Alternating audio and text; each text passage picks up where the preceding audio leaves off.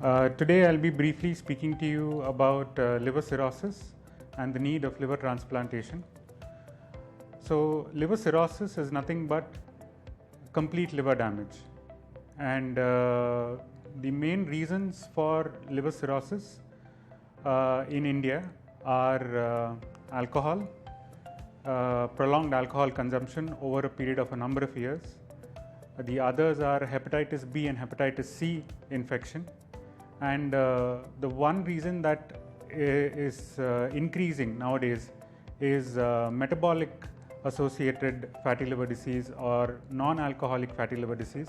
This is mainly a lifestyle related disease, and we are seeing this more commonly in India, and this in the Western countries is in the next couple of decades is going to be the most common cause of liver damage in patients. So not all patients who develop liver cirrhosis need a liver transplant. Liver transplant is only considered in those patients where they develop significant complications of the underlying liver disease, like jaundice, which does not come down with medical treatment, when they develop fluid accumulation inside the abdomen, which is also known as ascites, which is again not coming down with medical management, when they develop liver cancers. So in these patients, we monitor them, we calculate something called the MELD score, and the MELD score is consistently more than 15 to 17, and that is when we recommend a liver transplant. Liver transplant nowadays can be very, very safely done with success rates in excess of 90 to 95% in most patients. During a liver transplant, the damaged liver is removed and a new liver is given to the patient.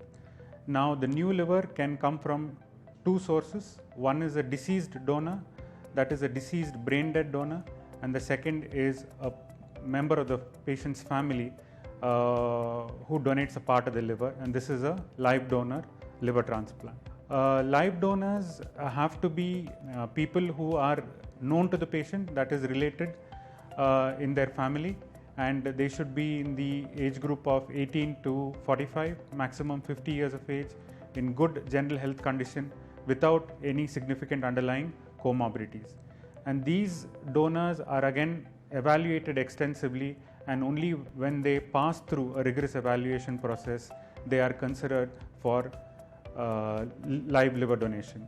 The success rates of live liver donation as compared to deceased donor liver transplant right now are the same, and this can be done safely with a very good success rate in most patients.